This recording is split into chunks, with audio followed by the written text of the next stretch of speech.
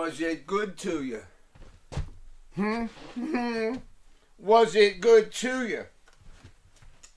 Did you get any on you? Hey, Christmas season, right? Powerful. Was it good to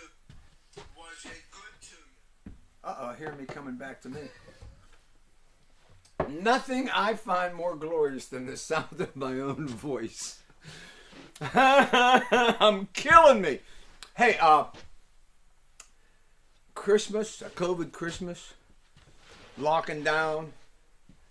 Families ain't supposed to get together and wrap their arms around another and love each other. And man, Thanksgiving was rough. For me and my hillbilly woman, we did what we could with it. She fixed the house up real nice, made an incredible dinner. We played music before dinner, had a little aperitif, and enjoyed each other, had a great night. But we wanted to go to Chicago and hang out with her brother and his chillins and embrace them and their family. And because their family is our family, if you know what I'm saying. And now Christmas is here, which is what we usually spend with all through the years. We always would go with my family Christmas Eve. And then Christmas Day, we would go to Wheeling to hang out with my old lady's family. And we'd have Christmas dinner with them. And I was just thinking of this. I don't know why it just came to my head. Every Christmas, we would have dinner at my mother-in-law's house. Jeannie. And every year we would leave. A lot of times it would be snowing or, tough weather. I remember coming home a couple times and slipping and sliding down 79. But almost every year we would come home. Guess who we would see on the road? And they would pass us. The Harlem Globetrotters would always play the day after Christmas a show at the Civic Arena. And I would believe if it wasn't these times that we were in, they'd still be doing that. I think it was like a standard thing. So every year we'd be driving home, and every car that would come by, I'd look at the old lady, I'd say, "Is that them? Is that them?" Because we'd always see their bus, and it would say the Harlem Globetrotters on it. And we always thought that we were close with them for that reason. But we were actually close with them because when we did that movie in the 1980s with The Fish That Saved Pittsburgh, the person we stood by in our scene in that movie was Meadowlark Lemon. Warren thought he was buddies with him, and he would call him Meadow. "Hey, Meadow." I'm like, "Fish, he don't know us. In fact, he probably don't like us. Look at us, we're weirdos." But the Globetrotters, right? The Washington Generals, I think that was the team they always played. And if I'd have been able to stop that bus with the Trotters in there, first thing I would have said is, "Where's the other team? Do they travel in the bus with you, or do they got their own bus? What's their gig? How's this work?" I mean, whose bus do you guys smoke joints in after the show, right? "You missed that basket over there. You know what?" The Trotters, man. Love that. Meadowlark. And Christmas. So every time I think of Christmas, I think of that. You know what else I think of every Christmas?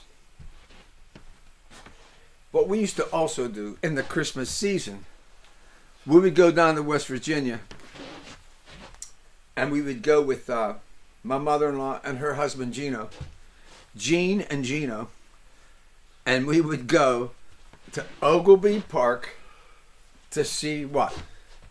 The Christmas lights. It's kind of legendary. Everybody does that. And when you do it, it doesn't happen in 15 minutes.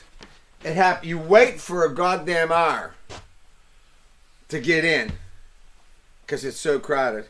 And then because it's so crowded, it takes an hour and 10 minutes to drive through it. And then you got to get out of there. And every goddamn time we did it, I got to tell you what happened.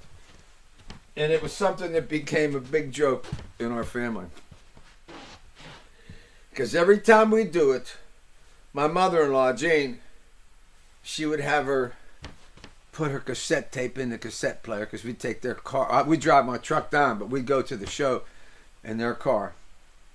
And she would, every goddamn time, and the whole time we were in there, she had a Chipmunks Christmas tape playing. Tom's laughing back there. He knows what I'm talking about. It's a horror story. I've suffered. You think I haven't suffered in my life? How about, 2 hours and 15 minutes in a goddamn sedan with the Christmas Chipmunks tape playing for the whole time? Dude. Ouch. I've suffered in my life. It's a good Christmas story, right? I thought you might like that. Hey, man, we're glad to be here today. What are you guys thankful for this Christmas? I know we just had Thanksgiving, and that's like a time of giving thanks. But I think of Christmas as a time of giving thanks too. You know one thing I'm thankful for? Can I tell you?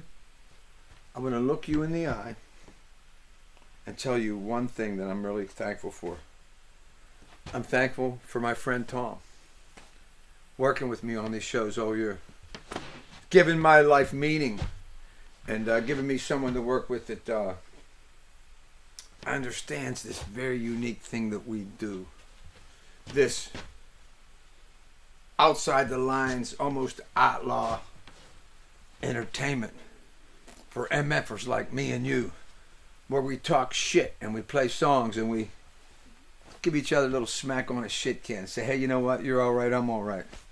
Let's wake up and live another day, right? But Tom, thank you for being with me this year. I truly appreciated it. My pleasure, man. It really is. You've helped me have a meaningful year and open up all this stuff that I really enjoy taking a part in. Communicating with people and getting with people was the business that I've always been in.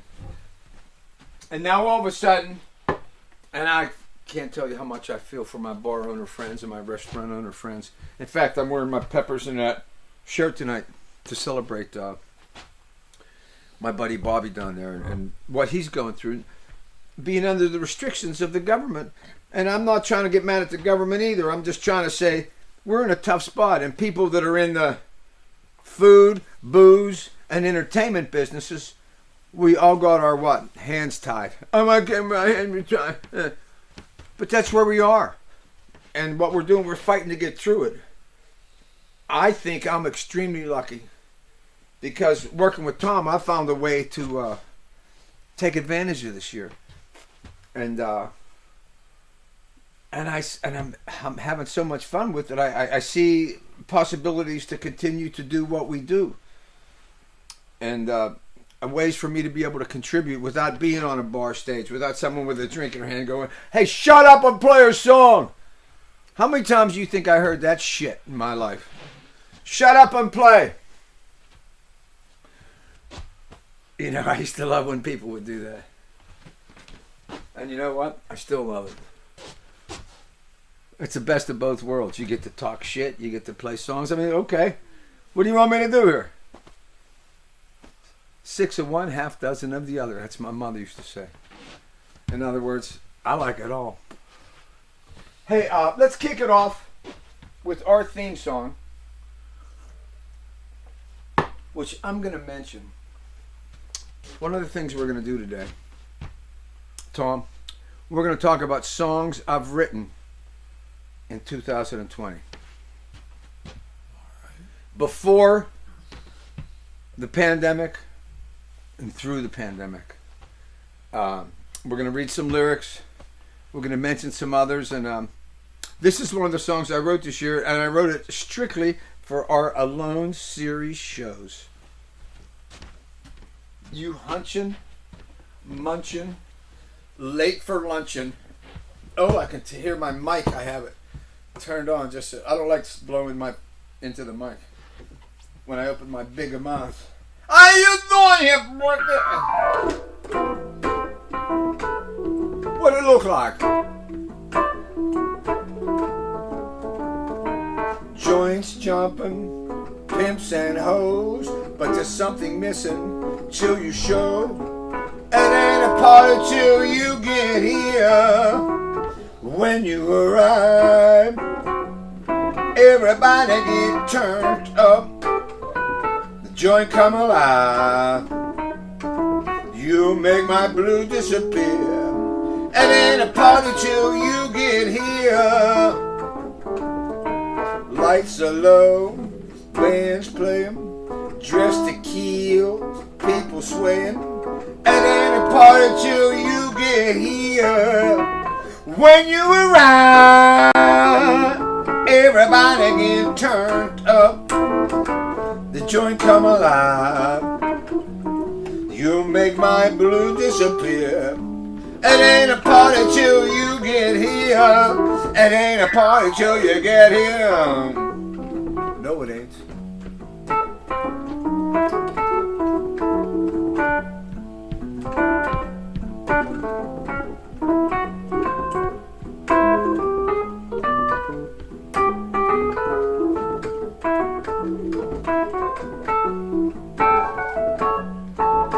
How am I doing?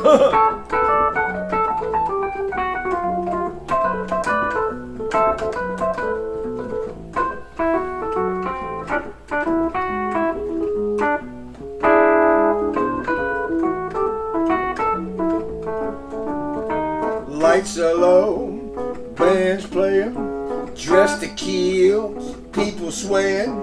It ain't a party till you get here. When you arrive, everybody get turned up.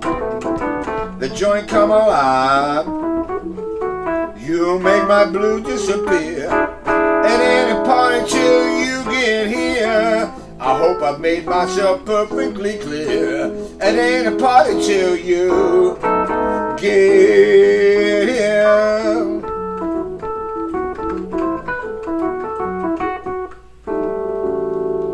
It ain't a party, ain't a party. It ain't a party till you get here. When you show up. How about Christmas parties, right?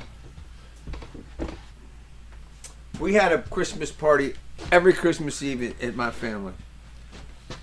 And everybody would come. And it would be our chance to all be together. It was my mother's time. And she would just look at us all. And her face would shine. When we were kids, it would shine for us. And then when we grew up, it would shine for the kids. And we would all... I would watch my parents watch the kids as I grew older. That was my joy. Because me and my lady, we didn't have kids.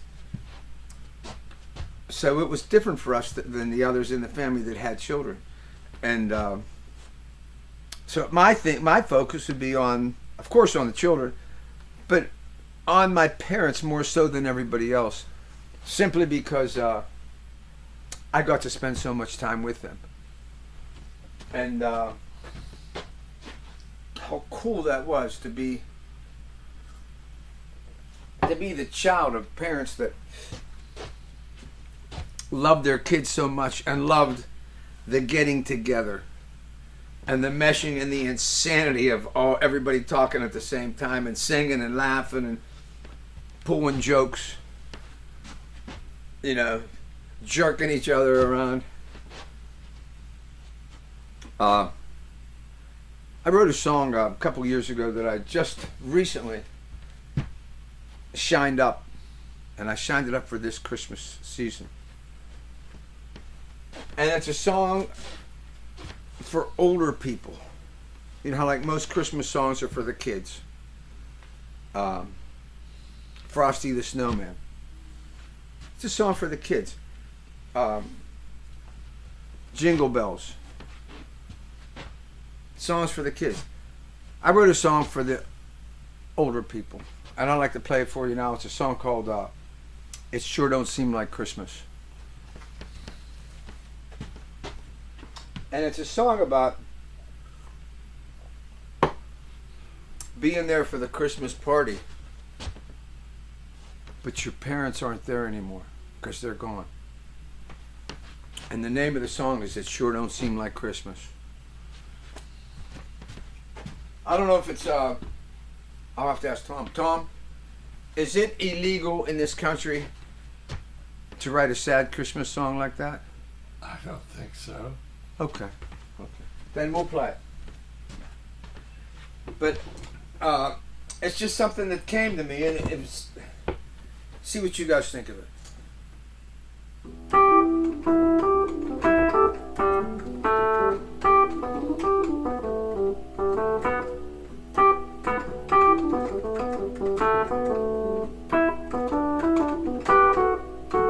The weather outside is chilly. There's snow on the ground. Neighbors sing Christmas carols. Church bells ring all over town.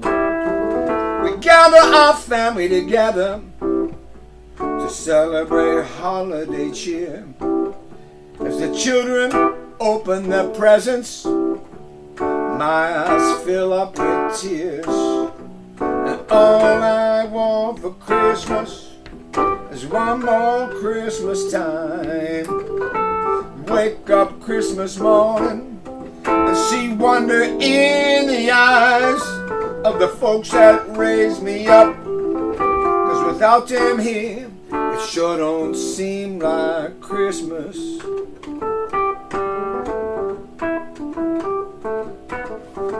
Sat down at the table for dinner. We bowed our heads, shimmering in the candlelight. A Christmas prayer was said. Then we all did some laughing, looking at old black and whites of manic Christmas mornings and partying Christmas nights. And all I want for Christmas is one more Christmas day, like the ones we used to have. I wish Santa could find a way to make things like they was, 'cause without them here, it sure don't seem like Christmas. All that's left are traces of the smiles on their faces. The simple things that they said keep rolling in my head. I still hear them laughing and singing out loud. Take me back when I'm a child again. And all I want for Christmas is one more Christmas time. Wake up Christmas morning and see wonder in the eyes of the folks that raised me up. 'Cause without them here, it sure don't seem, it sure don't seem, it sure don't seem like Christmas.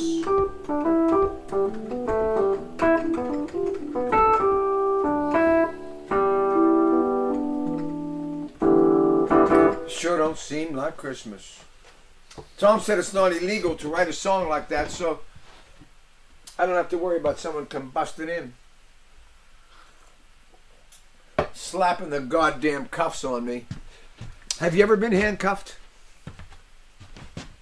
Don't answer that question. I didn't ask that question. Have you ever heard the jail door slam on you? That iron door clank? You ever hear it? I will not, no one asked me the question, so I won't answer it. But I will say this. I've never once in my life been in jail in Pennsylvania. Man, am I glad to be here. I'm starting to feel a little bit better about myself. I've been struggling. Hey, you can download this music, whole LPs, single tracks, for each song is for under $1, and you can get a whole LP for under $10 on Amazon or iTunes. And the albums that are available are Notorious, Bonafide, Redemption, It's Alive, Breakdown in Paradise, and This Old Train. Pretty cool, right? And I got a mess of new albums coming out next year. 2 Normans. I have a live record from the night I opened for the House Rockers when they had Bruce Springsteen playing with them down on the South Side. And I also have a new record of Norman songs, which features Black Sheep Blues, Cornbread, I Hit a Nickel, because it ain't a dime. So, also I have 2 Diamond Rio records coming out next year. So how fantastic is that? As tough as this year has been, let me say this. Next year, the fruit will be on my vines. You can pick the fruit from my tree next year. And the whole time I've been writing songs. In fact, I've been writing songs all year. And let me tell you about some of them. We'll do an overview. You know, a lot of my musician friends and people that come out to the shows would make fun of me that all my lists and all my songs are written on mail envelopes because I hate to waste anything. So I would show up at the gigs and everybody go, well, when the hell did you write that on? I would turn around and say, oh, this was from the insurance company. But I hate to waste anything. I told you I'm a minimalist, and I don't like to waste anything. But this year, we'll talk about songs that I wrote. And before I do it, I want to say this. I really wasn't thinking about writing no new songs this year. I didn't want to write new songs because I have so many pieces of music that need loved.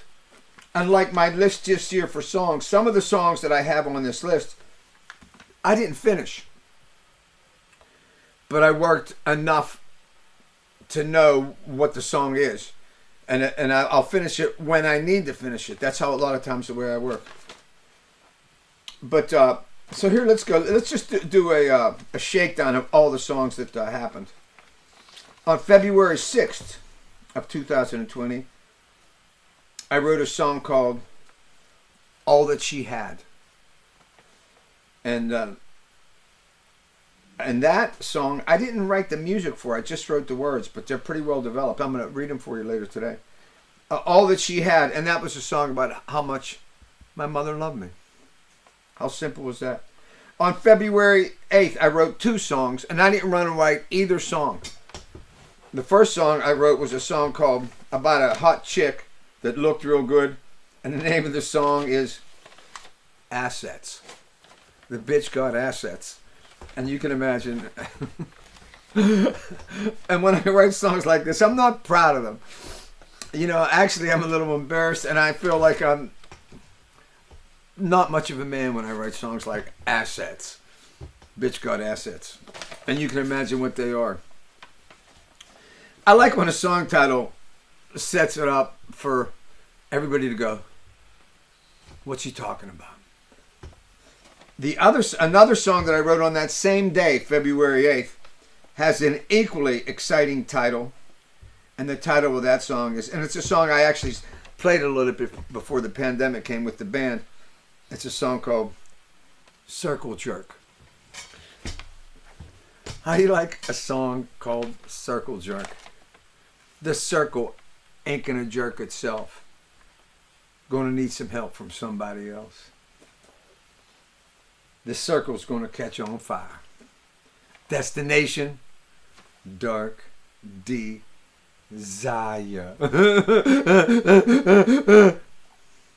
May 5th, I wrote a song that I started doing on the show right when I wrote it. I probably wrote it on a Tuesday, and I started doing it on the show. A song called I Can't Stand Myself No More. I'd like to even up the score, but I can't stand myself no more. Killer tune. It's kind of like a blues tune. On June 3rd, me and the old lady went down the mountains to get away for a couple days. And I wrote, I started writing a song called Hot Chihuahua. It's a song I've played on the show. I'm going to read the words to it later today. And I finished that song 10 days later when her and I went down the mountains for a few days. And she started she started reading a book, and so I knew things were going to be quiet for a few hours. So I wrote a song called Two Lives, which I've also played on the show. On June 16th, I wrote that song I just played over here. It ain't a party till you get here. And the reason I wrote that is because I was playing another song that sounds similar to it. And then I just started singing those words.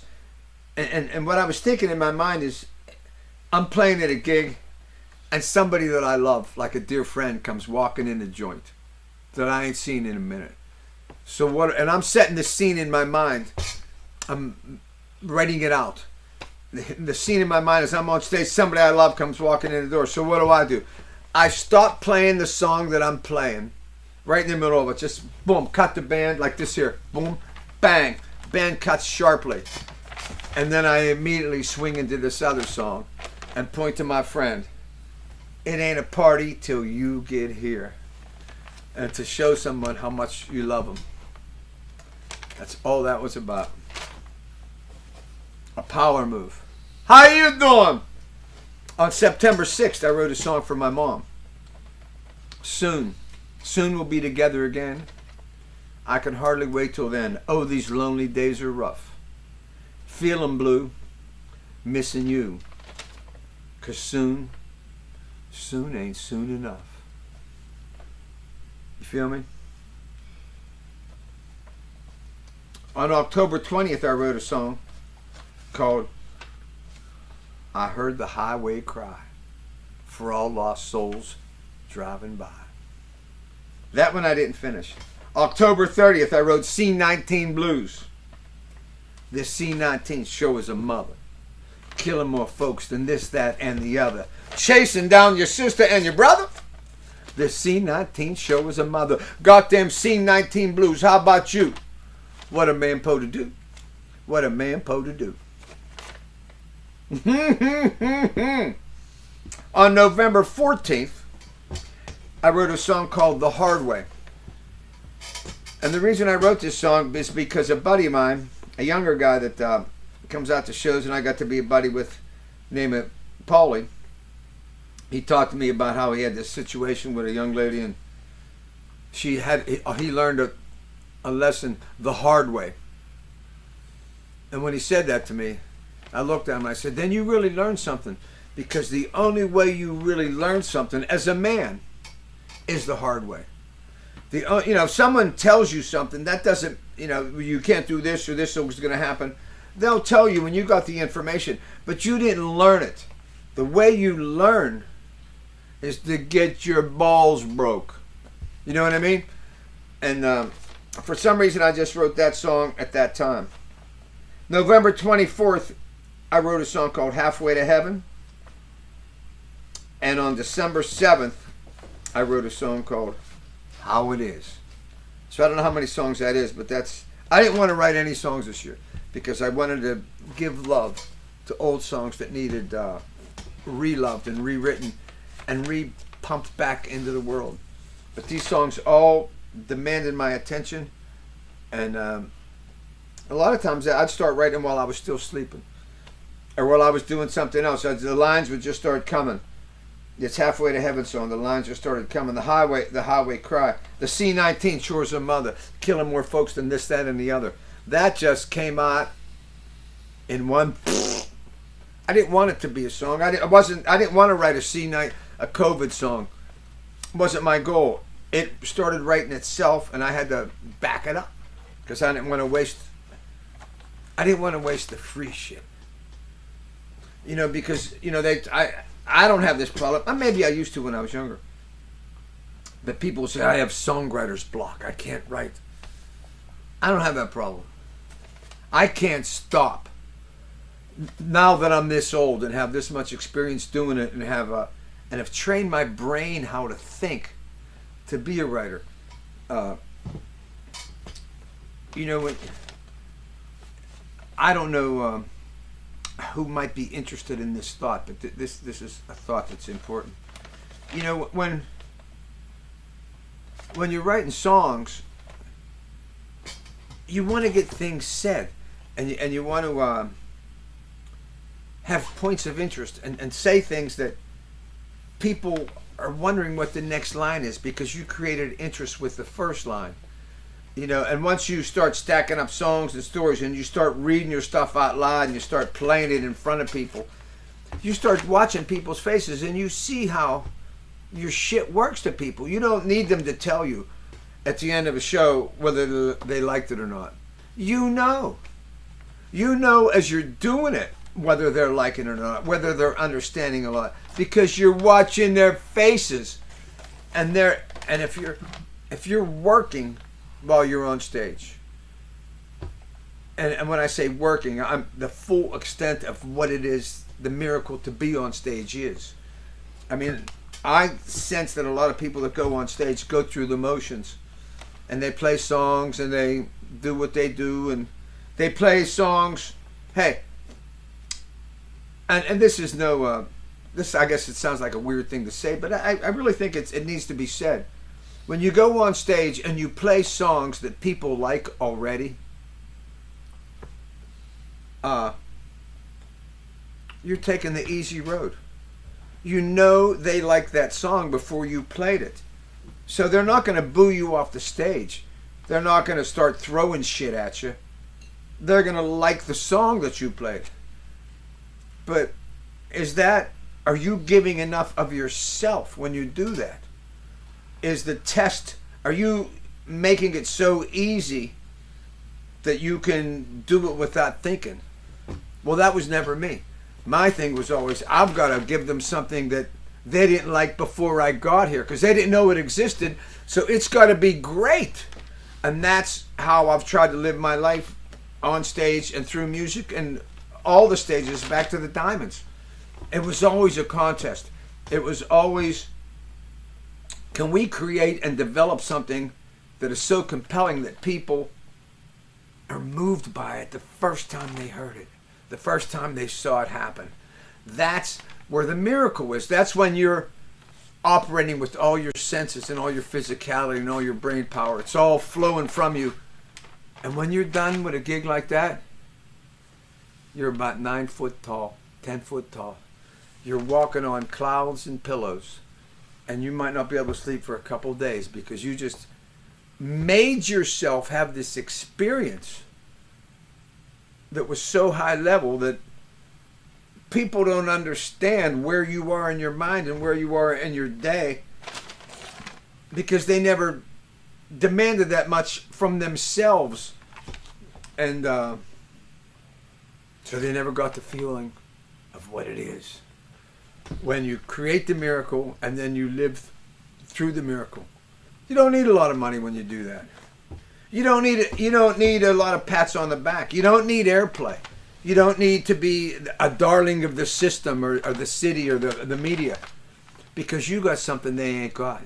You got real experiences that raise and affect your physicality in such a way that you're walking around with half a chubby couple 2-3 days after it. Okay? Sunset. We're going to have some fun today. Let's play a song. Let's play a song. We'll play a guitar. And in these crazy times of our country,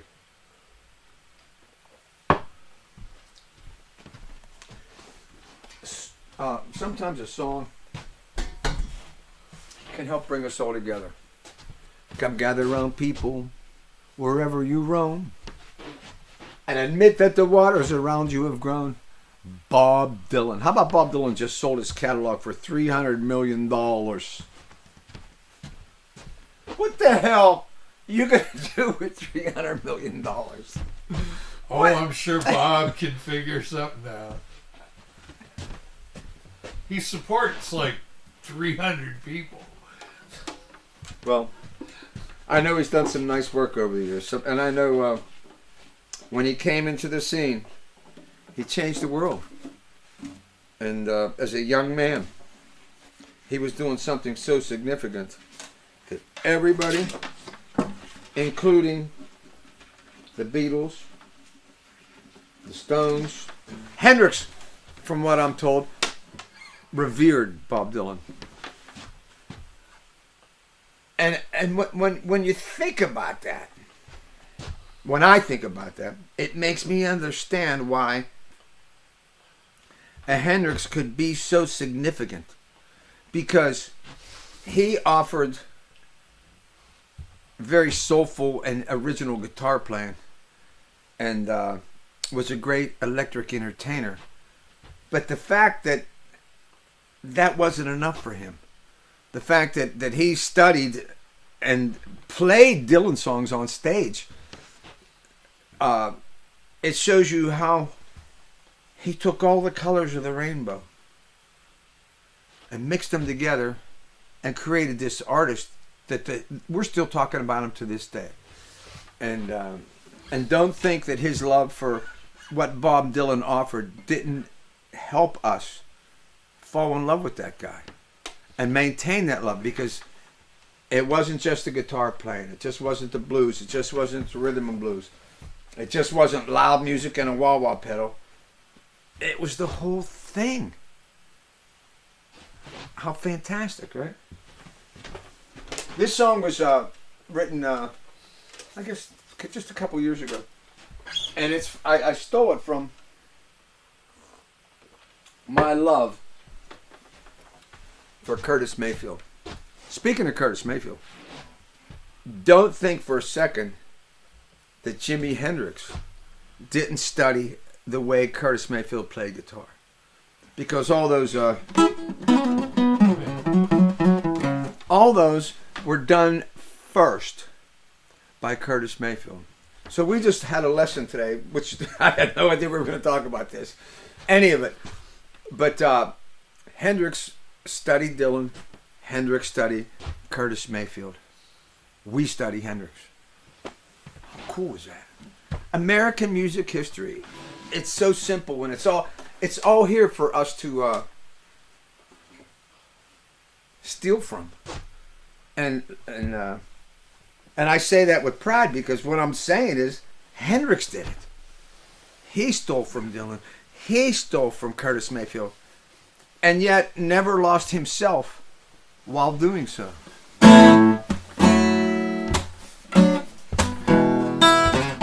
How you doing?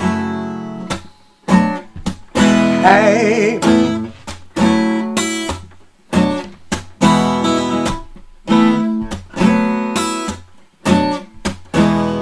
Let's find a way to open up our eyes so we can see inside each other's hearts. Let's find a way to open up our ears so we can hear each other when we're talking, 'cause everybody's different, but everyone's the same. We can all get along. Let's find a way.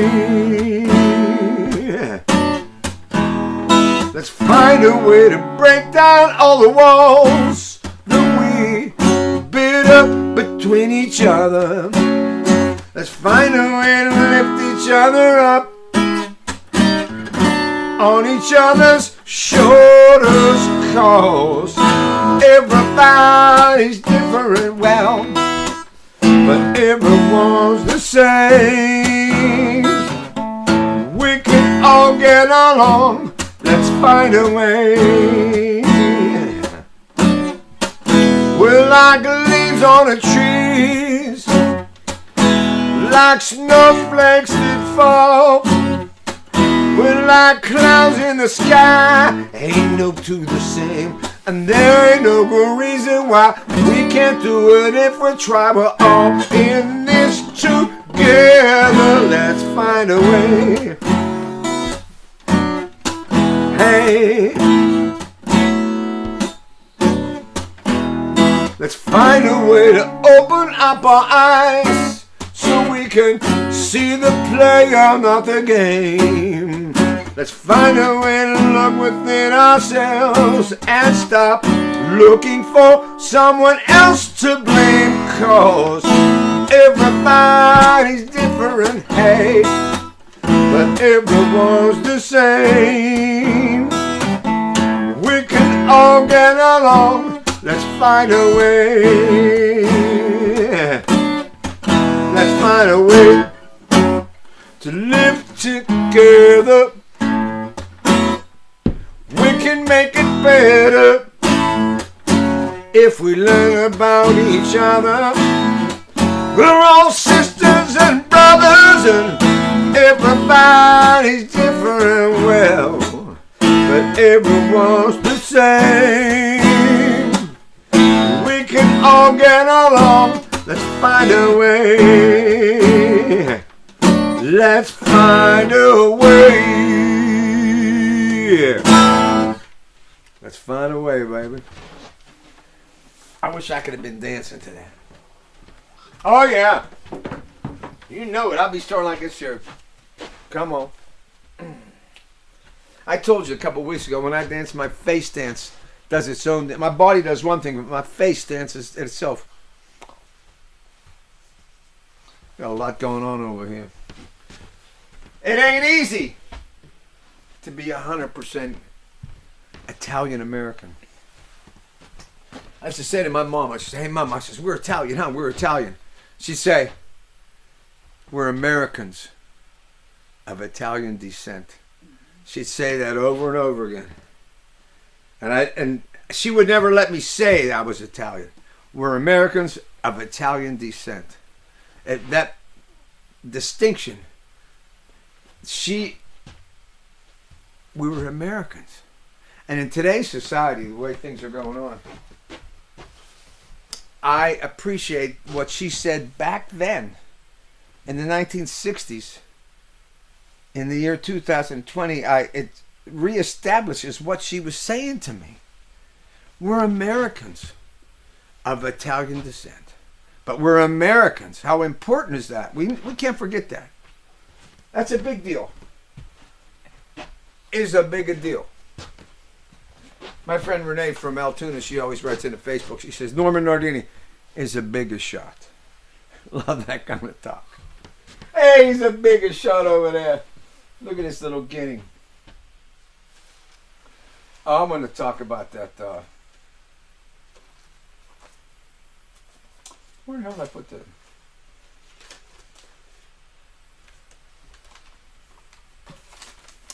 I want to talk about my old lady for a minute. I've told you before, my old lady's hillbilly. But I want to tell you the story. Back around about 30 years ago, 1990, 89, something like that, 88, could have been 91. I got a gig out in Jersey playing for a rock star's wedding. And so it was for the band. And so my old lady never would come to work with me. But for this trip, and because I knew all these folks, I wanted her to be there. So I brought her with me. And as I'm setting up the gear, if you look at this wall here, like where the gear would be right here in front of the wall. But at the gig, the wall was made out of glass. And underneath the glass was an outside, beautiful, like wedding setting. There's like a little chapel and nice folding chairs where the people attending the wedding would sit. And we were looking, after setting up the gear, my old lady's standing there, and we're looking at the wedding right before it happens. And everybody's starting to gather. A lot of good looking people. A lot of people have got a little bit of... And as we're watching this, just standing there, nobody's saying anything, I looked at her, I said, hey, Toots. I says, how many girls you think here at this event today made their own dress? My old lady looks at me and goes like this here. She says, just me. I was never more proud of her than that moment right there. Just me. Are you kidding me? What a goddamn moment that was. For me.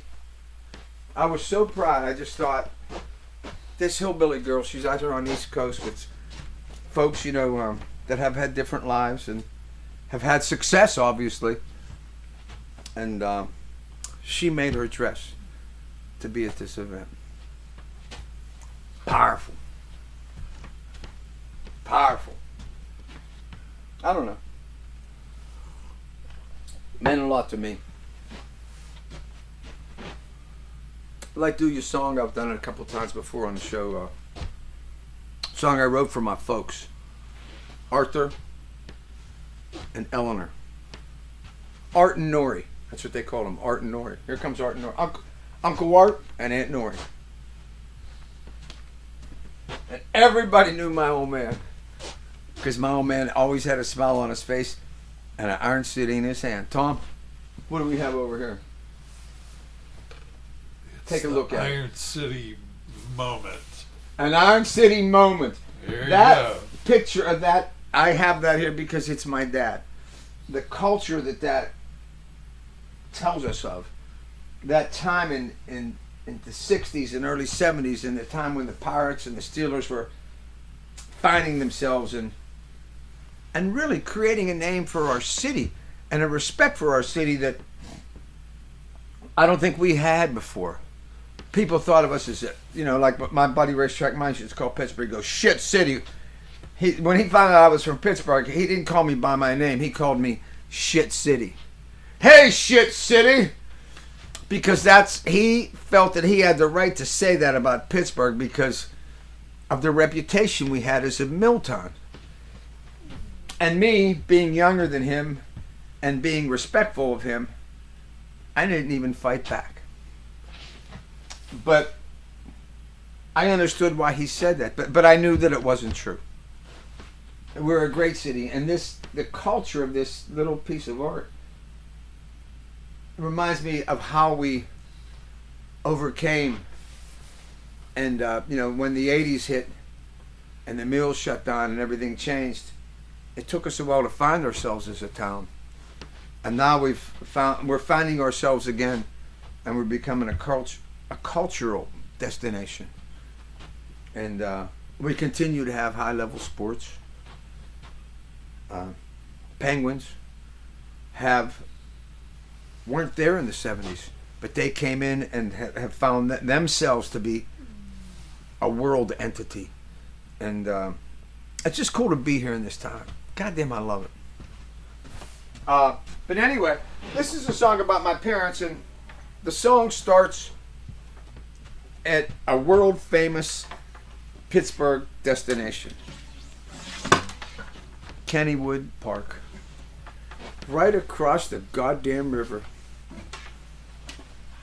And my parents, who lived in Homewood Bruston when they were kids, I'm not sure whether they took a streetcar.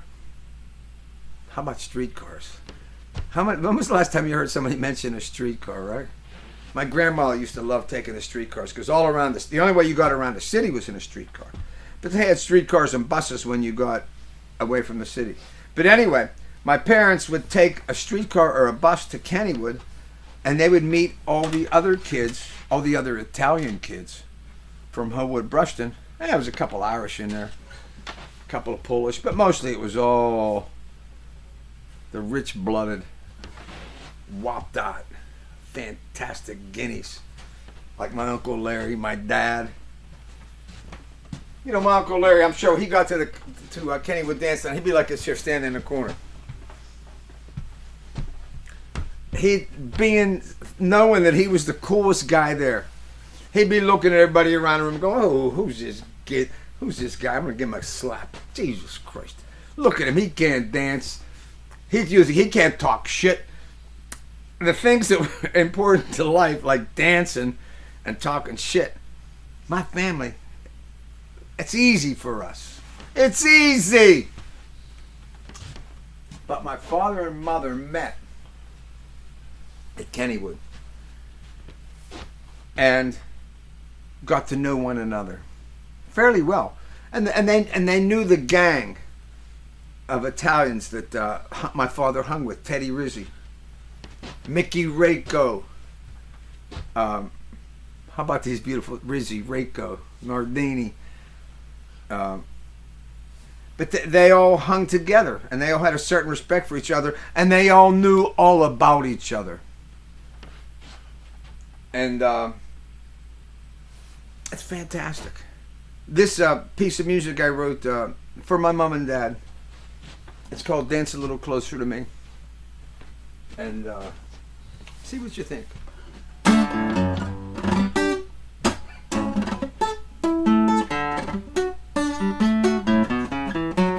I can hear the music play.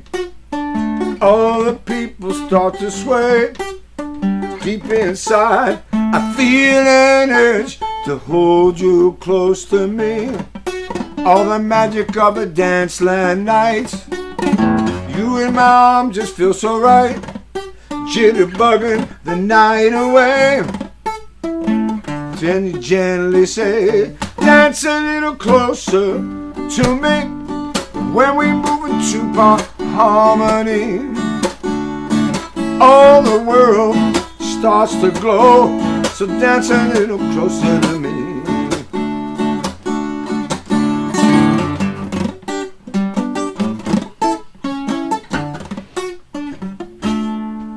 The sound of laughter fills the air. Friends and family gather there. I look around a crowded room, and you're the only one I see. Now I know the words we say tonight are gonna stand the test of time. Together when we're old and gray, when we hear those wedding bells play. Dance a little closer to me. When we move into harmony, all the world starts to glow. So dance a little closer to me. But dance when the rain was falling. Dance when the blues came calling. Closer and closer yet. And we ain't through dancing yet. Now all our children grown and gone. You and I were not alone. I looking back through all these years, you're still the only one I see. Now I know we must have been a sight on that magic dance land night. Jitterbugging the night away. I can hear the music play. Dance a little closer to me. When we move into harmony, all the world starts to glow. So dance a little closer to me. Dance a little closer to me. We're the rhythm and we are the melody. High and low, fast and slow. So dance a little closer. Dance a little closer. Dance a little closer to me.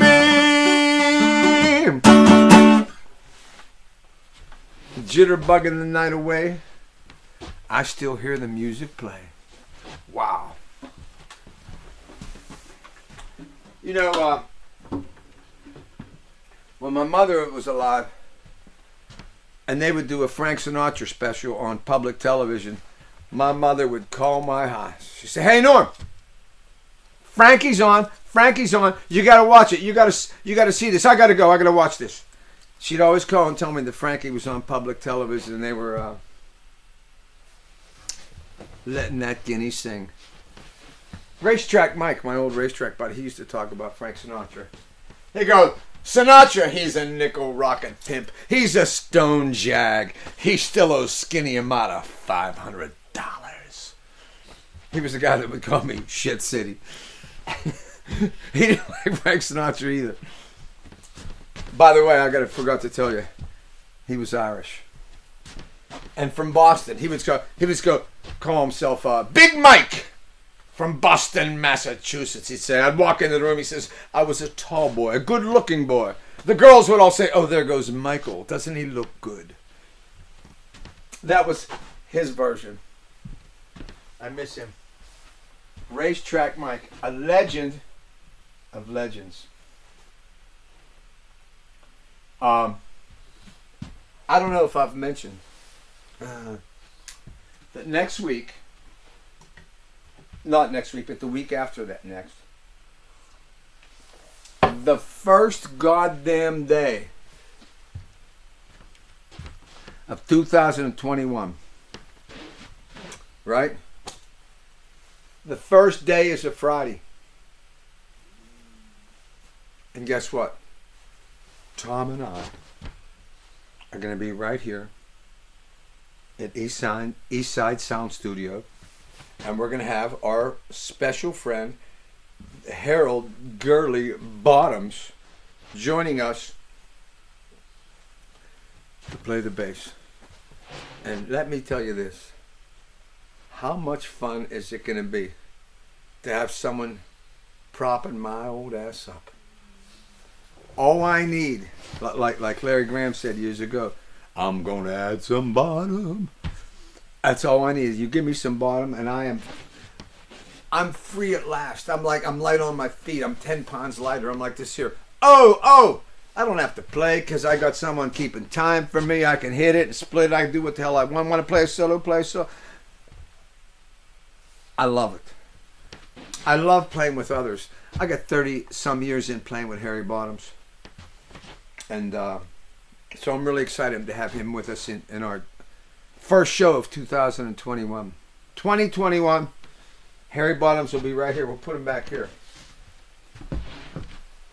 And this bottom feeder will prop up the old guinea. He'll prop me. When Harry used to come to my house and my dad was still alive, sometimes he would see my dad out in front of the house and my dad would say, "Hey, I'm going to show you something." And he would take Harry over to his car and he'd open up the trunk and then he'd pull out his Nazi flag that he took off a body in World War II. And Harry'd be like, "Dude, put that down." We don't be associated with that shit. But my dad had all these relics and photographs that he took while he was over in, I don't think he took the photos, but he had them, of World War II, and that was such a great time in his life. When my dad would show up at my house and I wasn't home, he would always leave a note, and the note would say, "Kilroy was here." And that's what the American soldiers would do in World War II. I still have a couple of his Kilroy notes at home. And every time I see him, I think of his smiling face. Arturo! That's the old Dagos used to call him. Did he draw the little Kilroy face on the notes? Yes, he did. Yeah.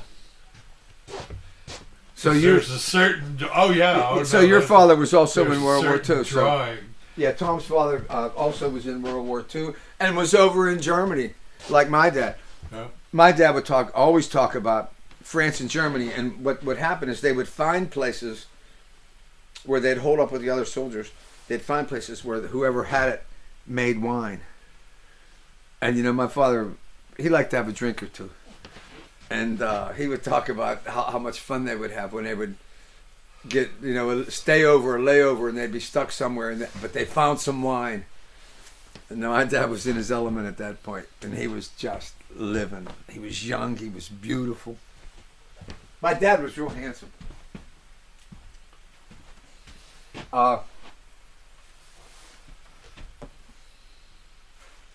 Let's do a song. I want to read you a lyric or two. I'd mentioned the first song I wrote this year. I had even forgotten I'd written it, and then I just started looking around, and I found it. And I didn't have time to find the music for it, so I don't even know if there is music written for this. But the way I write lyrics, the music kind of can write itself sometimes. When I douche, I love that word, douche. When I douche my brain out, and I get with a set of lyrics, which is a song to me, the melody and the chord changes and all, and sometimes even the whole arrangement comes to me in my mind. And I want to read you just the lyrics to this song. This is the first song I wrote this year, and I wrote it for my mom. I wrote another song called Soon that I've done on the show a couple times for my mom as well, but I wrote that later in the year. But I think this was written in February. Yeah, February 6th. Raising me up wasn't easy. I broke every rule in the book. But she hung in like Gunga Din and gave everything that it took. She tried to make it look easy and asked for help from above. I didn't know at the time. I must have been blind. But now there's one thing I'm sure of. She loved me with all that she had. When I was happy, she was glad. I was hurting, she'd be sad. I'd step out of line and she'd be mad. She loved me with all that she had. Years rolled along like the words to a song we lived with rhythm and rhyme. Tables turned, and the love that she'd earned came busting out of this heart of mine. Watching her go wasn't easy. Did everything that I could. Promised the old man I'd hold her hand, and he knew that I would. Then she got called to heaven, and with the angels she flew. She gave everything, now she's got wings. And I'm sure that she knew. I loved her with all that I had.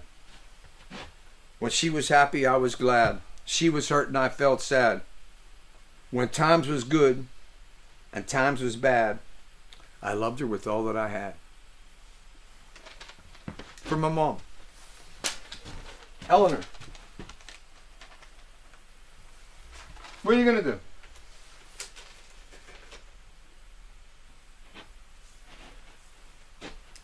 I got a song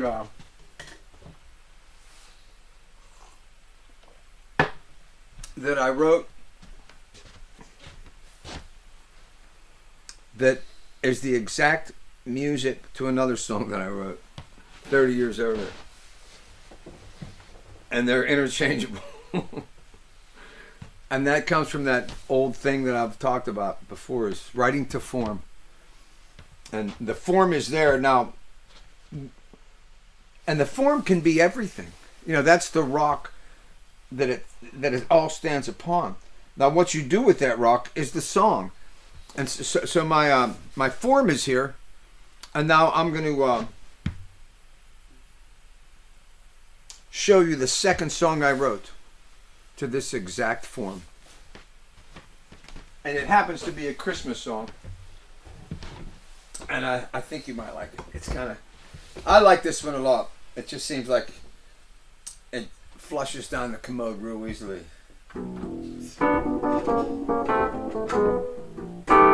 Merry Christmas, everybody.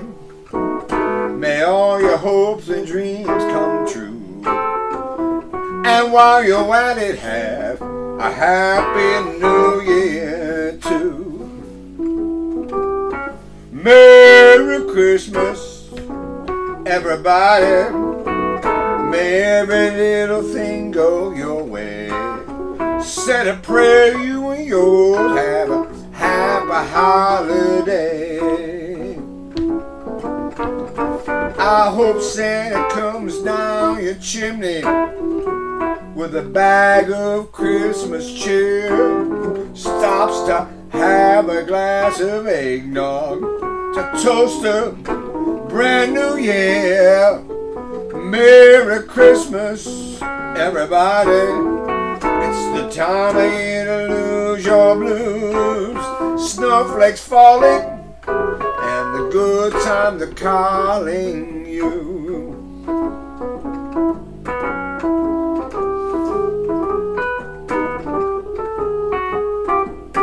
Come on, baby.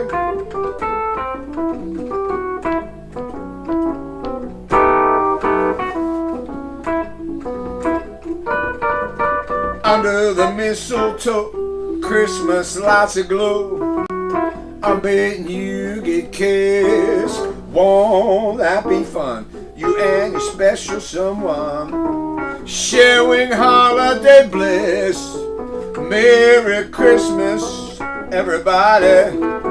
It's the time of year to lose your blues. Snowflakes falling and the good times are calling you, calling you. So while you're at it, have a happy new year too.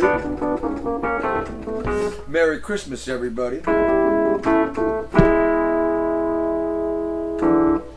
Merry Christmas, everybody. Oh! I can hear a lot of different singers singing that one. I can hear a lot of singers wrapping their lips around those lyrics and that melody and that slow drag of a feel, right? You know you like it. You know, that's like my Uncle Larry used the word hunching. That's hunching music. That's for a good Christmas hunch. Oh, get over here! I want to love you up. Crazy like that. Merry Christmas, everybody. I hope you like that one. Pretty cool, right? Let's talk about another song. Let's read the lyrics to Hot Chihuahua. I've played this song on the show, and I probably should have prepared myself to play it, but life over effing whelmed me. But, you know, we have a Chihuahua at home, and I go to meetings for men who love Chihuahuas.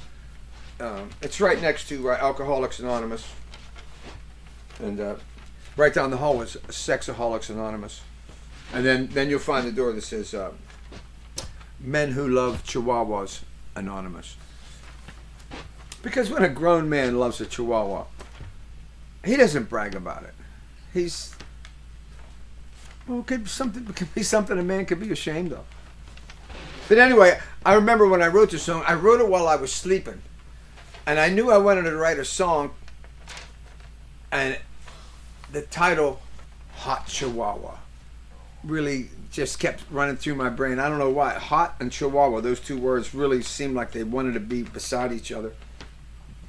And when I was sleeping, I started singing Hot Chihuahua, Hot Chihuahua. So I knew I didn't want to write this song, but I knew I had to. So I'm going to read you the lyrics to it. And it's a story song. Songs that are stories are cool, because what happens, if you can get people to hear the first couple lines, they follow the story. And they want to see what, and if you create a character or you create a scenario, people sense that, and without even knowing it. I don't know how it happens, or I don't know a lot about it, but I know what I see.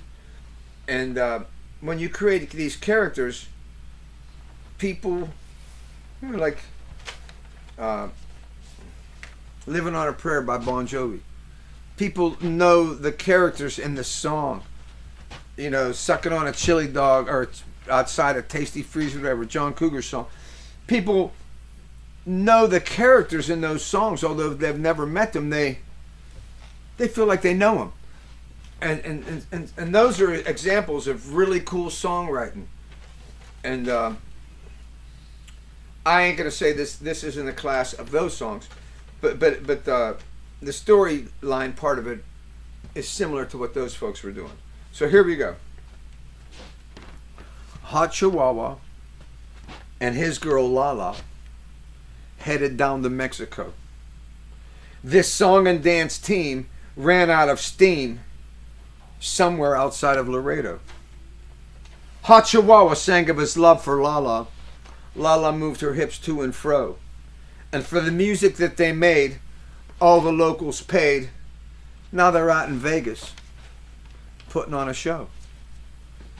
And they're singing Hot Chihuahua, Lala, do that sexy dance. Hot Chihuahua, singing songs of romance. And then Whitey always says I should say, wearing his tight pants. You see Whitey slapped the shit out of him for me. Second verse. Hot Chihuahua and his girl Lala was a hit out on the strip. Till they ran out of cash. They gambled their cash. So they took that Rio Grande trip. Hot Chihuahua sang about the drama.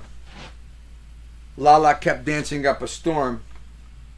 Now they're a hit in Tijuana, playing anywhere they wanna, and you should see the two of them perform. Singing hot chihuahua, la la do that sexy dance, hot chihuahua, wearing his tight pants.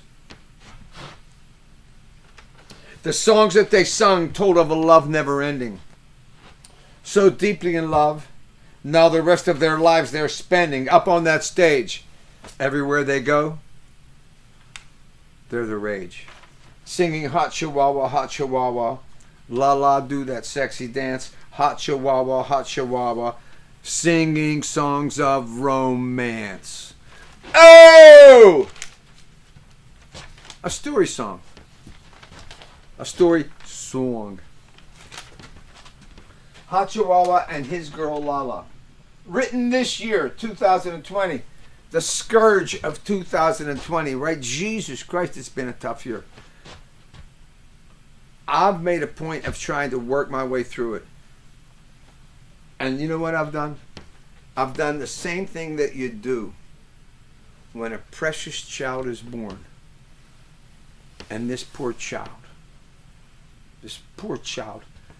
is only half Italian. I mean, can you imagine a child being born only half Italian? You know what you do when that happens? You act like nothing's wrong.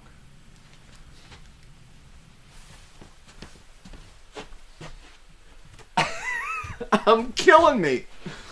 And you know, when I wrote that joke, what I was thinking in my mind is, you act like nothing's wrong, and then I'm thinking the next step ahead, which most people wouldn't understand, is that no matter what the other half of that child was, the Italian gene is so strong it would overrule it. And that was in my head, but no one even bothers to get that far with it because they don't think thoughts like that.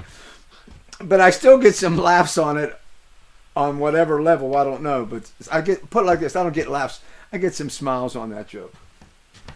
And I'll take smiles for miles because once you got someone smiling, you got their attention. And their attention is what I want. Your attention is what I want. I want you to look to me when you need your skirt blowed up. I want you to look to me when you need someone to blow your shotgun. Remember when people would give each other shotguns, Tom? You remember that? They don't do that in COVID-19. I guess not. They ain't blowing each other shotguns like they used to. A mask with a hole in it? A mask. Tom's got a mask with a hole in it. He's looking for someone to blow a shotgun with. Crazy shit, right? I'm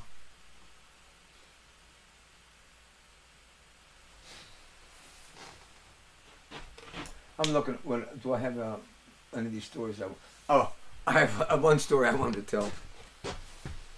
This is a great one. This is another involves my old lady. I guess she's getting a lot of play today.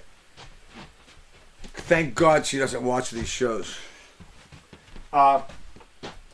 So a few years back, my doctor told me, she says, you got to get another colonoscopy. We got to check up your giggy, see what you got growing up there. I'm like, dude. And they're like, well, what's cool? He says, you don't have to come to the hospital. She says, there's a post, an outpost up by where you live. You can just go there. I'm like, whatever. So, you know, when you get a colonoscopy, the day before, you have to clean your guts out. You can't eat. You drink this stuff, and it makes you all clean inside, so they can see every little thing that's going on up your gizzy. So, and that's the worst part. The colonoscopy normally isn't something that you would even remember. So I did that, hated every goddamn minute of it, and the old lady and me went up to get my colonoscopy. So, like normal, you know, we're sitting there and they come in. We're ready to take them. I wave goodbye to her, she waves. And I go in to get my colonoscopy. I wake up I'm always saying, get up, you got to get up, we got to go. I'm like, what do you mean we got to go? She's like, I says, how'd my test go? She says, look, you got to get dressed, we got to get out of here. And I'm still groggy, still half out of it. She says, come on, we got to go, we got to get out of here. I says, well, what did they say about my colonoscopy? She said, they said we got to leave. And I says, why do we got to leave? She says, they told me that you bit the nurse that was doing the test on you. I says, what? She says, yeah, you bit the nurse, and now they want us to leave. And so I got my ass dressed, and we left. And I ended up realizing, after talking to some people, that at these outpost places, they didn't have the authorization to use the kind of drugs that you could use at a hospital to knock somebody out. And I guess I needed a little bit more than a lot of people. Maybe it's my history of living a large life. I don't know what it is. But anyway, that's what happened. So a couple years later, my old lady had to get a colonoscopy. And it's my place to take her, like you do, like she took me. So I took her, and we're sitting in the waiting room,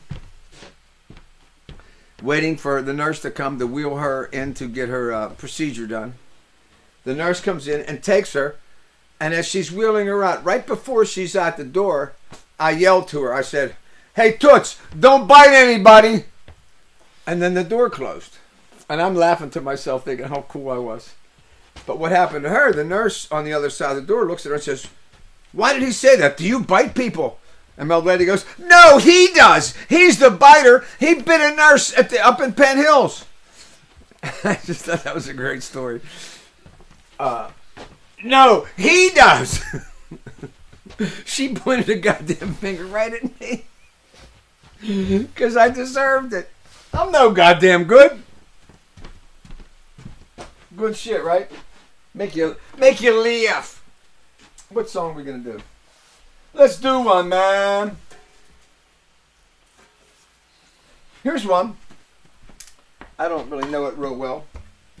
But 'Tis the Season.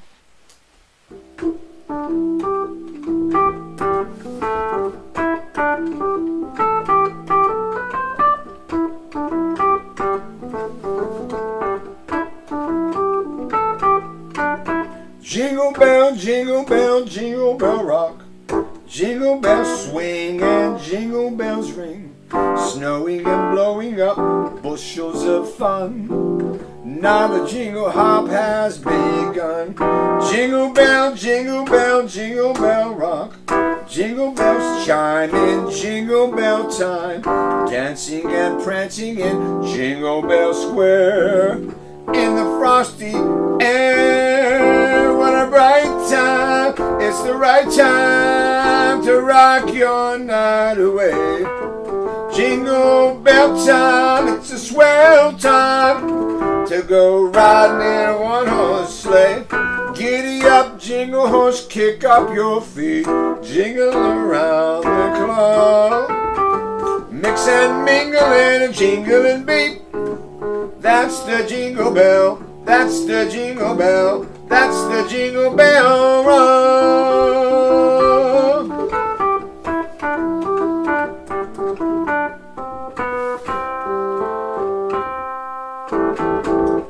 A little bit of jingle bell rock, a little lick of jingle bell rock.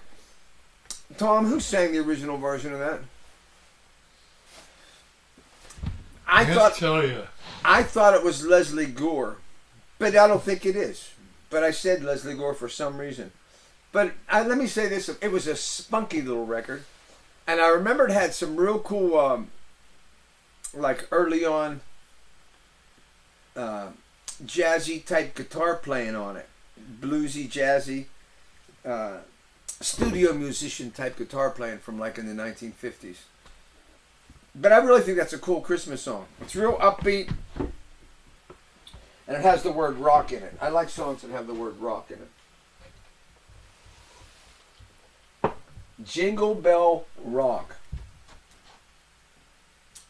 Do you see who it might have been? Bobby Helms. I thought it was a woman. Wrote it. Cover versions. Authorship controversy. Oh. Tom's looking it up on his intranet connection. He's connected to the intranet. Oh, while I'm here, maybe I'll play another Christmas song. You think that's a good idea, Tom? Another Christmas? Sure. How about a Christmas song that Elvis sang? I don't know if I've told you. Well, in that one song I wrote called Kingfish, I tell the story of the time I was in the Diamonds and we went to Memphis to play. And Warren, Kingfish King, met a couple whores out in the bars one night. And these whores had the phone number to Elvis's kitchen. And that's where the Memphis Mafia would all hang out and do dope and just party and, I guess, get away from their old ladies. But Warren got the phone number there and called the house a couple times asking to talk to Elvis. He called him E. I'm looking for E. And how great is that, right? But this is a Christmas song. I don't know who wrote this. And I do a bastardized version of it as well. But let me just see if I can squeak it out for you.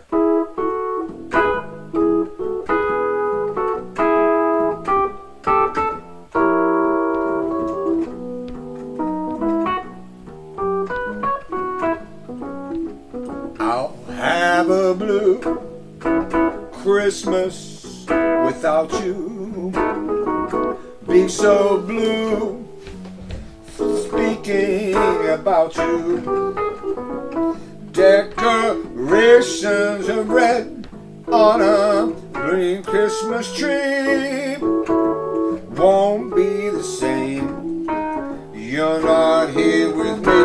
That's when those blue snowflakes start falling, and those blue memories start calling.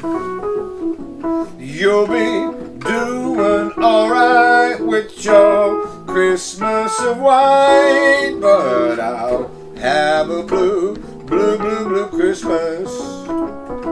You'll be doing alright with your Christmas of white, but I'll have a blue Christmas. Blue Christmas. That's a pretty cool rockin' record. Little Elvis Christmas number. You gotta love it. When Elvis would sing, the world changed. Elvis. When I was little, a lot of people talk about, did you see the Beatles on Ed Sullivan? Well, yeah. Dave Clark 5, the Stones. But I remember seeing Elvis,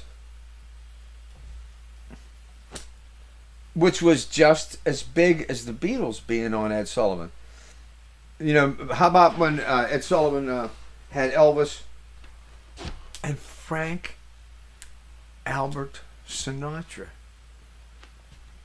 These are the cultural, the changing of the guard. I was talking about it the other day. How about some goddamn Bobby Darin?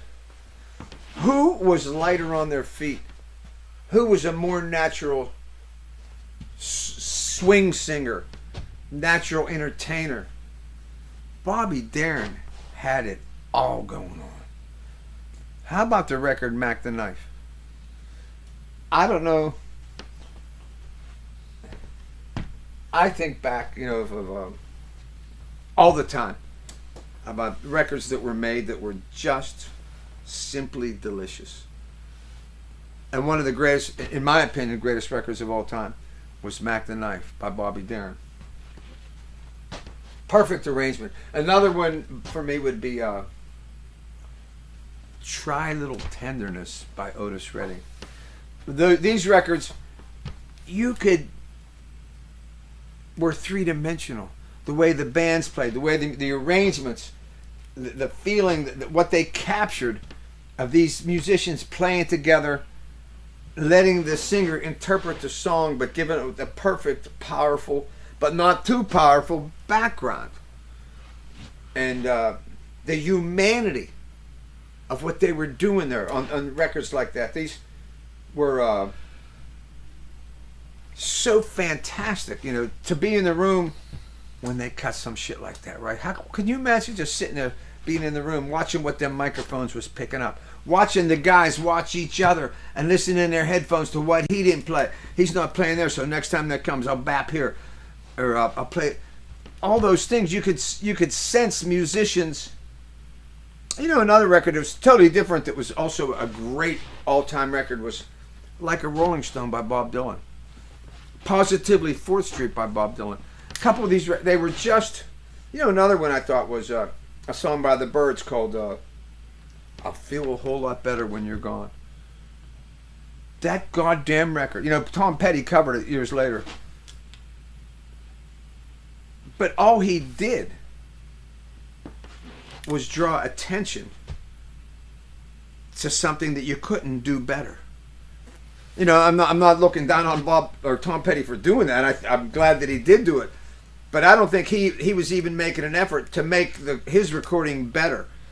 I think he was just saying, I just want to be associated with the greatness of this piece of music. How cool is that? To be able to be in that position to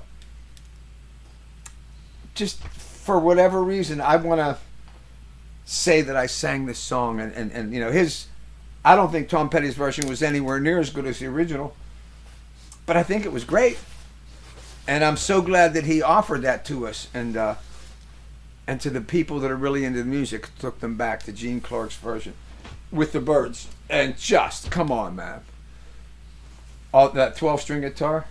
Feel a whole lot better when you're gone. God damn you! I'll get to. You know what I'm talking about, Tom. Oh yeah. When something's done so right. I don't know if you guys ever listened to the album that Johnny Winter produced for Muddy Waters. And on that album, they did a song called "The Blues Had a Baby." Called it rock and roll. Go ahead, baby. Right? The Blues Had a Baby, and they named it rock and roll. I mean, such a perfect recording. It's, you know, everything about it, the timing, the guys that were in the band, the way they played it. You know, Johnny Winter produced. A lot of people might say the best record that Muddy Waters ever made was the record that Johnny Winter produced for him way late in his life, way long after he had established the sound and the music of Muddy Waters. And they did a mess of his songs, repeats of songs he had cut 2 and 3 times before. But when Johnny Winter cut them with him, they were brand new pieces of music. How the hell did he do that? How the hell did he know how and who to rebirth the blues in a magic perfect moment? Love that. And what that tells you is that Johnny Winter just wasn't a great guitar player, really cool singer. He was a music guy. And he knew how to transfer what he knew and what he felt to the musicians in the room, including someone that was there before he was. How does anyone tell Muddy Waters how to cut the blues? But when he did it with Johnny Winter, together they rebirthed things that were great originally, and they gave them a renewed greatness.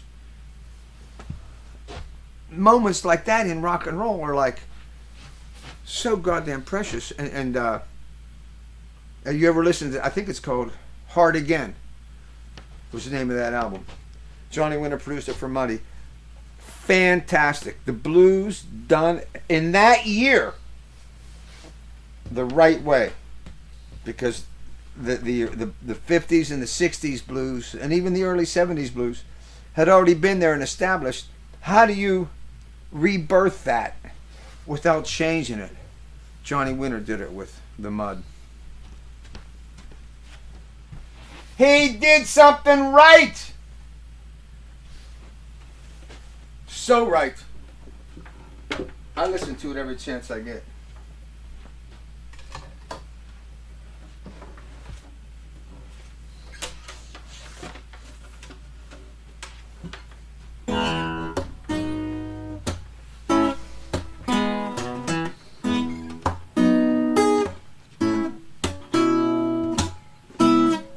Hey,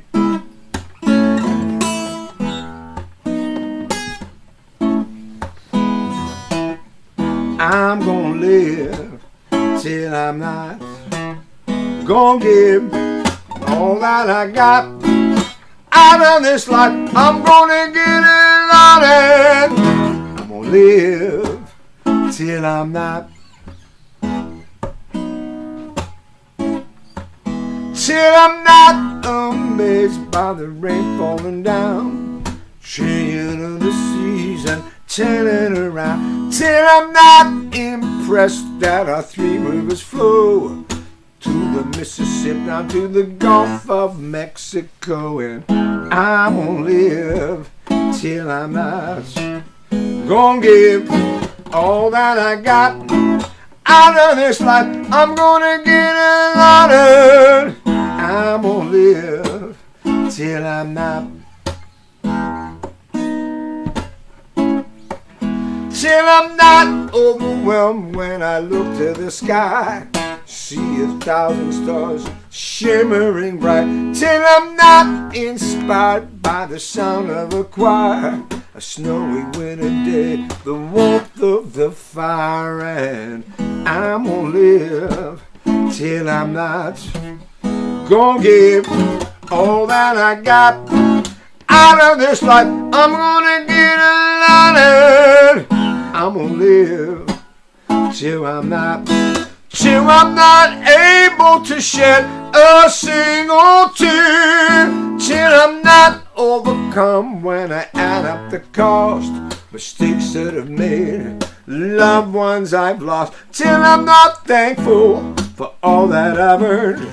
Deep in my heart, passion still burns, and I'm gonna live till I'm not. Gonna give all that I got out of this life. I'm gonna get a lot of. I'm gonna live. I'm gonna live. I'm gonna live till I'm not. Oh.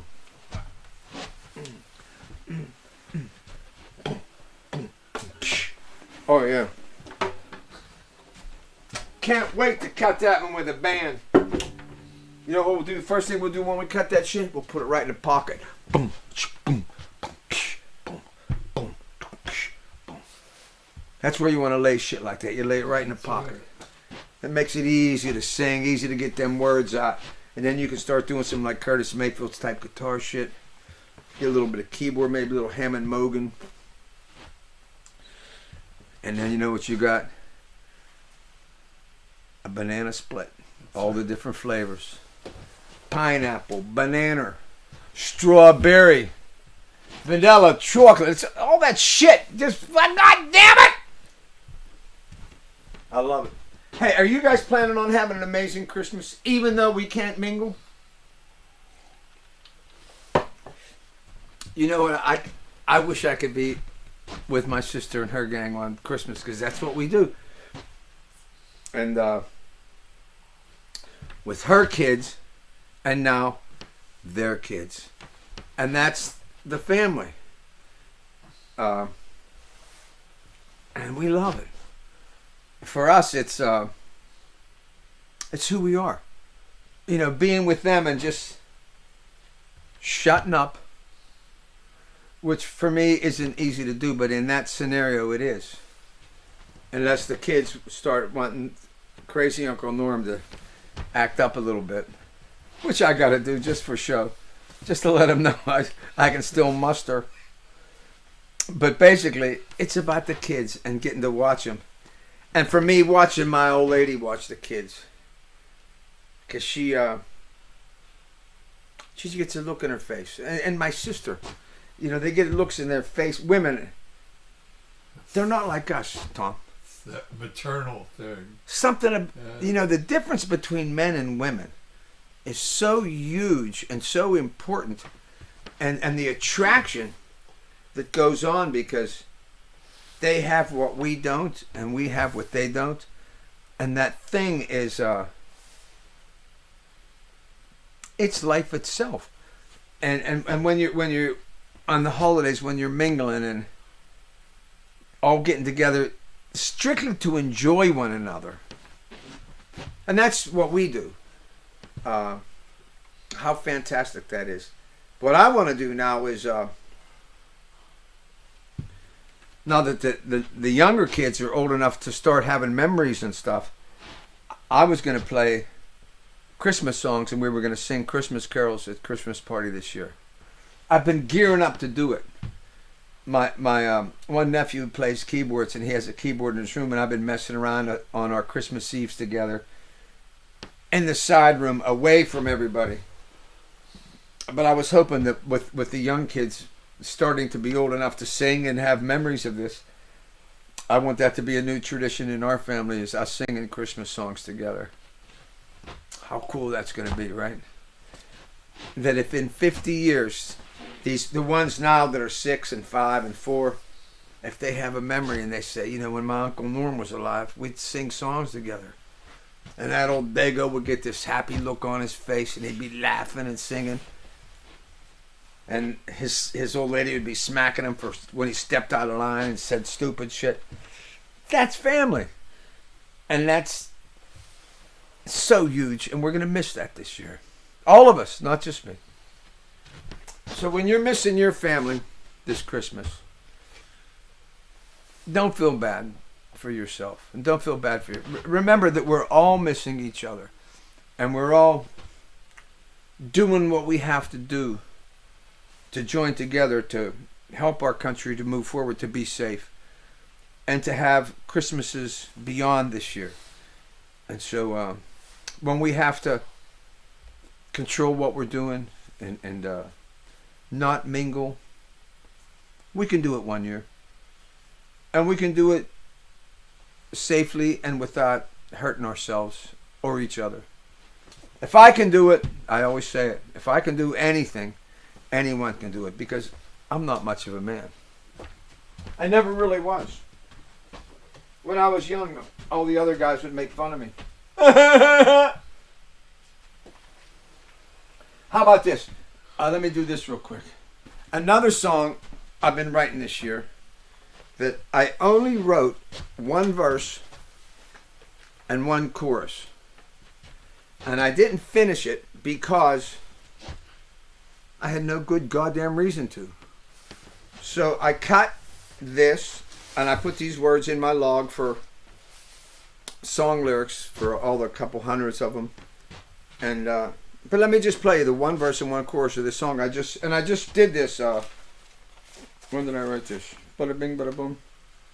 On November 24th, which was right around Thanksgiving. And the name of the song is Halfway to Heaven. And I'm surprised I didn't write this when I was in my heaven and hell period back in the early 90s, when I wrote How in the Hell Do You Get to Heaven and When I Die and Go to Hell. I'm having a new heaven and hell period. I don't really know this, and so if I screw up the melody and walk all over it, just give me a slap through the intranet.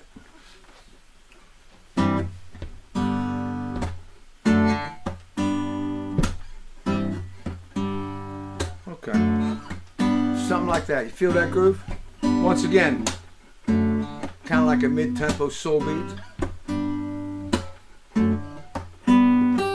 I done right and I done wrong. I've been weak and I've been strong. Spoken truth, told some lies. I've complimented and criticized. Now I'm halfway to heaven, halfway to hell, raised on the straight and narrow, into sin I fell, and where I'm gonna wind up ain't no way to tell, 'cause now I'm halfway to heaven and halfway to hell.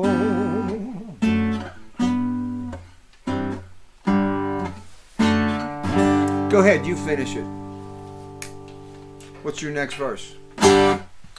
Just a song that I've been working on that I didn't want to write, but once I got it that far, I said, you know what, I'm just going to document this and I'm going to put it in the stash. And when I start falling into a heaven, when I make the Heaven and Hell album, I'll bring this back on. And where I'm at in my life will help me decide how to finish it. I read the lyrics to this on the show once, and I'm going to do it again now. And this is the song I definitely didn't want to write. I don't like writing songs when it's typical that I would. In other words, we're in a pandemic, and everybody's writing about the same goddamn thing. Everybody's writing a COVID-19 song. I didn't want to be everybody, so I didn't write one. But one came out of me, and I really liked it. So I'm going to read you the words. And once again, this song, I haven't written any music for. But when I recite it and when I feel it, and when I want the music to be there, it will be there. You know when? In the snap of an old arthritic finger. I used to be able to snap my fingers so loud that my old lady's ears would... She'd go, don't do that. Now I can't even hardly do it because my hands are so arthritically ruined. They're ruined. We all joined Flo on house arrest. Harry's been there for years, putting my marriage to the test, realizing our worst fears. And Whitey, he ain't left the shack, says that he's high risk. And all the while this virus been shaking its fist.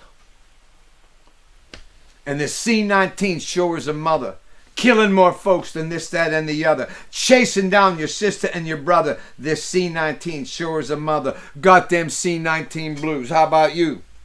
What a man po to do. What a man po to do. Das Pan Annie and her old man been on strict lockdown. Larry and Linda just disappeared since they got back to town. Moondog, he's frying fish down at the Starlight. Governor says for your own good, keep your door locked up tight. And this C-19 sure is a mother, killing more folks than this, that, and the other. Chasing down your sister and your brother, this C-19 sure is a mother. Got them C-19 blues. What a man po to do. What a man po to do. Bobby B out in Jersey. B Foster down in Nash. Pimp Daddy, king of Cowtown, ain't been making no cash. J Dog on the left coast says he got no fear. Lost his Midwest lady and cried out all his tears. And the C-19 sure was a mother, killing more folks than this, that, and the other. Chasing down your sister and your brother. This C-19 sure is a mother. Got them C-19 blues. How about you? What a man po to do. What a man po to do. What a man po to do. Oh, what a man. C-19, baby. Pretty cool, right? I was hoping you'd like it. I've been working on this other thing. Once again, this has some music. And I'm not going to play it for you right now because I'm not ready. But I'll just read the verse, and it goes like this. And to me it reminds me of C19 Blues because it's in its own way. It has like a rhythm and blues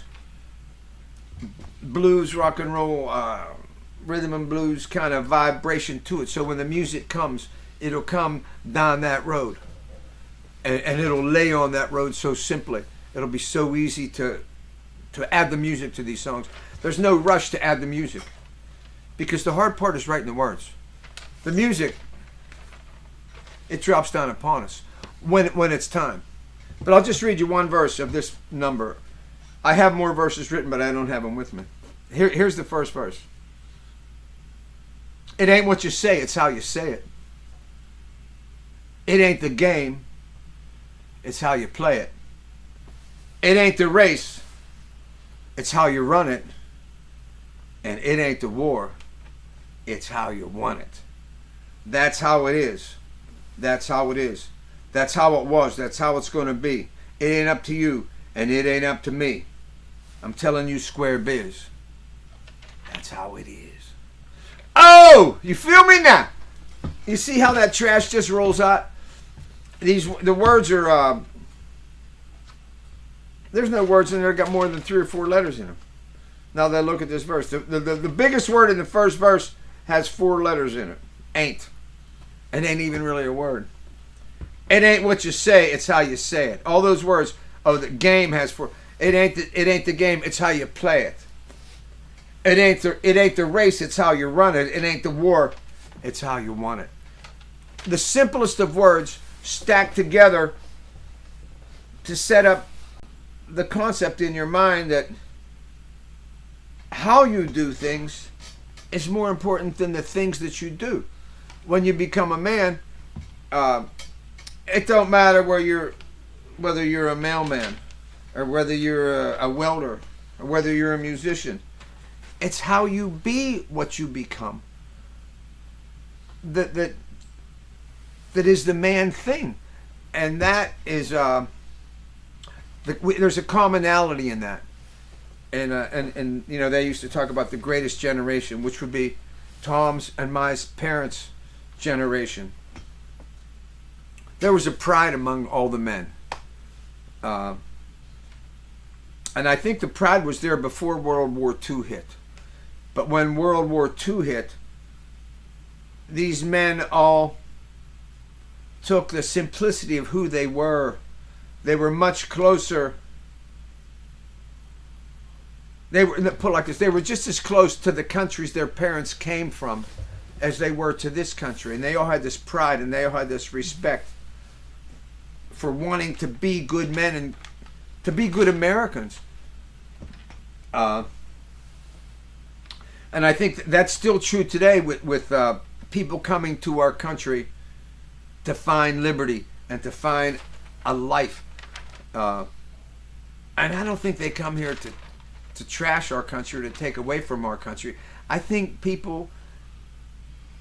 history tells me that people come here to contribute to our country. And that's one of the reasons our country's so great, is that you can contribute. And if you really want to work and you really want to offer, that's what this shit's built on. That's what makes us so fantastic. And you know, people that want to succeed and want to offer that human thing of wanting to contribute. That's how it is. That's what this song's about. That's how it is. That's how it was. That's how it's going to be. It ain't up to you. It ain't up to me. I'm telling you what. Square biz. That's how it is. I should know a chick named Square Business. That's how cool I am. Tom, you ever know a chick named Square Business? I can't say that I do. I did. I knew a chick named Square Business. And she was actually from this town, Swissville. And this was back in the 70s. I don't know what the hell ever happened to her. And I don't even know what her real name was. But I know that they called her Square Business. That was her name. how cool she must have. Boy, would I love to. If she was still alive, I'd love to get with her again and just. I'd like to interrogate her as to how she became square business. I mean, if I could see a guy being called square business, but a woman makes me think. Makes me intrigued. Do you like the word intrigued, Tom? Yes, I do. It's an intriguing word, right? That's right.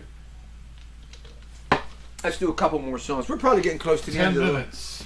Oh, we're getting close to the end of the line. That's right.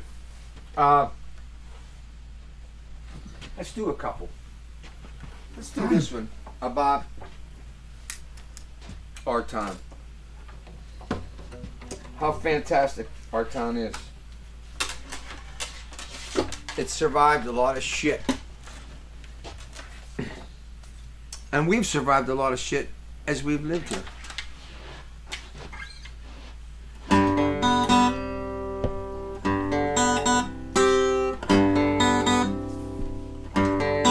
How you doing? Hey, I was born here, I'll probably die here.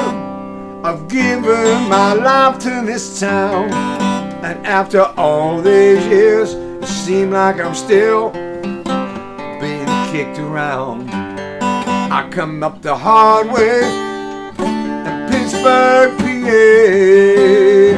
I found some work here, doing my own thing. Thought everything was on time. I looked around to see where I stood, and I was at the back of the line. Yeah, I found out the hard way in Pittsburgh, PA. Here in Pittsburgh, PA, ain't no guarantees. You can work your whole life and wind up down on your knees. Now there's changes all around me, and I'm still holding my ground. And the fact of the matter is, I'm a stranger in my hometown. I found out the hard way that it's a long way to Pittsburgh, PA. Yeah, I found out the hard way that it's a long way to Pittsburgh, PA.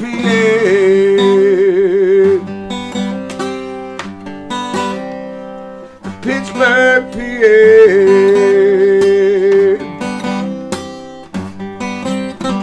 My hometown. Pittsburgh, PA. Baby! Come on, man! You know what I'm talking about there. Remember when Chicago, My Kind of Time? Frankie sang the shit out of that. And then how about Tony Bennett? Bennett, Christ, he broke it. He sang I Left My Heart in San Francisco. You know, I don't know if you guys heard it, but a dear friend of mine, a guy 1 year older than me, we went to high school together, Churchill, named Jimmy Sapp, Jimmy Sapienza. He wrote a song, and I forget what the name of it is. And it's written in the tradition of Chicago, My Kind of Time. And I left my heart in San Francisco. And Jimmy wrote it, I guess probably about 20 years ago. And it's Pittsburgh something. And he caught it, and it's fantastic. That type of music, it's really hard to get people interested in. To get large groups of people interested in, because it's that type of music. It doesn't ring true to the younger people's ears, but it rings true in my ears. And I just thought I should mention that Jimmy Sapp wrote. I wrote Pittsburgh, PA, speaking for people that live here and grew up here, and people that got disappointed and took some blows, but they're still Pittsburghers. So I wrote Pittsburgh, PA for us all. And but from my perspective, but from someone whose perspective who thought things didn't work out quite the way I wish they might have. Jimmy Sapp's song doesn't have any of that in it. It just celebrates it doesn't have any of that personal edge to it. Jimmy's song just has this thing that glorifies our city, and I think it's fantastic. But I'm sure when he wrote his, just like when I wrote mine, he hoped that maybe the city would find that piece of music and celebrate it. You know, years ago I wrote a song about Roberto Clemente, Old Number 21. When I wrote it, I hoped that by attaching myself to the legend and the man who was Roberto Clemente, I hoped that there was some bit of an association, and it made, for what, I don't know the word hoped is right, but I was trying to rub myself up against someone bigger, better than I could ever be. But I wanted to at least be in the same room or on the same page, or and you know, sometimes when you do that, you see these things and you try to place yourself within, and by glorifying these things. You know, I wrote another song about Yogi Berra. You know, it's called Something Yogi Said, and it's just all the crazy shit that he would say. It ain't over till it's over. It's one of the lines, and it's just, the whole song is all these stupid things that, you know, it says it's something that Yogi said, should have said something instead, should have said something else instead, but it just come off the top of his head. It's just something Yogi said, is the chorus to the Yogi song. But, you know, I wrote a song about Bill Mazeroski. So, you know, writing these songs, you know, it's just like writing, you know, Pittsburgh, PA. When you're that person that's writing that material and wrapping yourself around these other people or like a town, you don't know if you're doing the right thing. You don't know what is the right thing, but you're just hoping for the best. And you hope whatever it is, do it justice. That's the most we can hope for. And then on top of that, in the back of your mind, you're hoping, well, maybe it'll catch on. And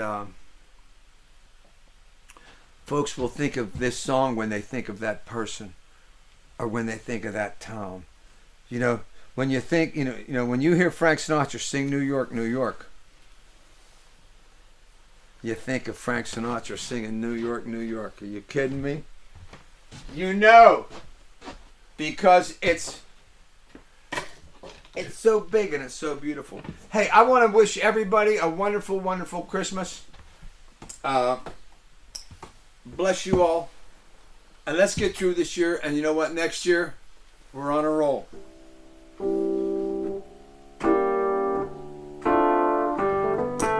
I'm dreaming of a white Christmas, just like the ones I used to know, where the tree tops glisten, children listen to hear sleigh bells in the snow. I'm dreaming of a white Christmas, with every Christmas card I write. May your days be merry and bright, and may all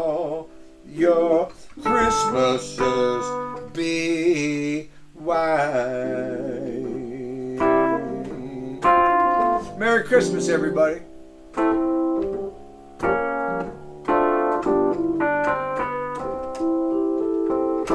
Merry Christmas. Alone 19. Get over here.